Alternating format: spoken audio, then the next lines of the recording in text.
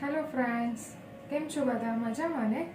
આજે હું તમારા માટે એક મસ્ત રેસીપી લઈને આવી છું, સ્ટફ રોટલાની, જે ખાવામાં એકદમ ટેસ્ટી અને મસ્ત લાગે છે. અત્યારે લોકોને બહારના પીઝા બહુ જ ભાવે છે, જે બહુ જ અનહેલ્ધી છે આપણા માટે. તો એવી જ મેથડથી હું લઈને આવી છું સ્ટફ રોટલાની રેસીપી, જે તમને ખાવામાં પીઝાને પણ ટક્કર મારે એવો ટેસ્ટ આપશે. ચલો સ્ટાર્ટ કરીએ કે કઈ રીતે બનાવવાનું છે.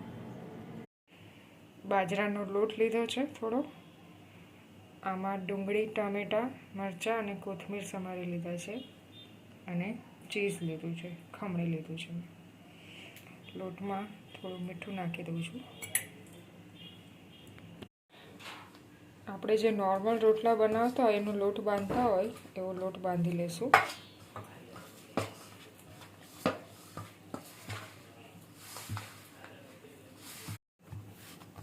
લોટ એકદમ સરસ મસળી લેવો અને નાના નાના બે ગોળા બનાવી લેવા. જો તમને હાથેથી ના આવડતા હોય તો મારી જેમ આ રીતે પાટલી પર ટીપીને બનાવી દો રોટલા.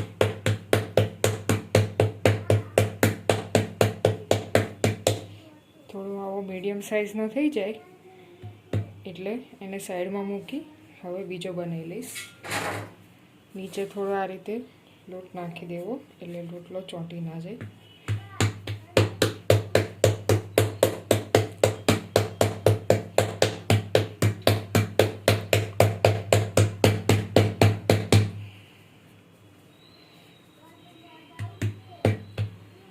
હવે આની પર આપણે આજે બધું કચુંબર સમારી રાખ્યું છે એ પૂરશું.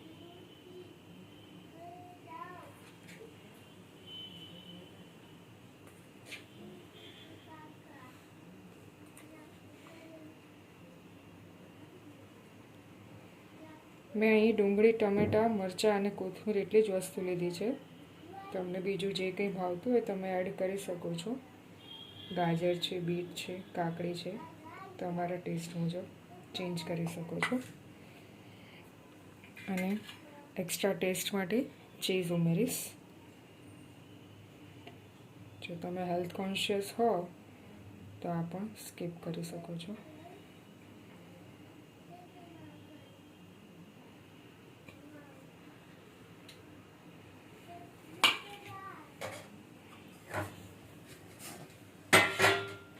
હવે જે આપણે આ પહેલાં લેયર તૈયાર કરી રાખ્યું હતું એને આની પર આમ રિવર્સ બેસાડી દઈશું. બધી બાજુથી આ રીતે સરસ કવર કરી દેજો અને પછી આ રીતે હાથથી જેટલો થાય એટલો મોટો બનાવી દેજો. અને જો હાથથી ના ફાવે તો આ રીતે પાટલી પર પણ તમે આમ કરીને સહેજ મોટો બનાવી દેજો એટલે બધું સરસ ચોંટી જશે. મેં મસ્ત રોટલો બનાવી લીધો છે. હવે આપણે આને તાવડી પર શેકી લઈશું. આપણે આ રોટલાને આપણે ઊંધો નાખીશું આ રીતે અને બરાબર શેકાવા દઈશું. આ રીતે ચપ્પાની મદદથી ફેરવી નાખશું. હવે બીજી બાજુ શેકાવા દઈશું. થોડી વાર રહી ચેક કરતા રહેજો નીચે શેકાઈ ગયો છે કે નહીં. આ રીતે શેકાઈ ગયો છે. હવે આપણે ઉલટાવી દઈશું.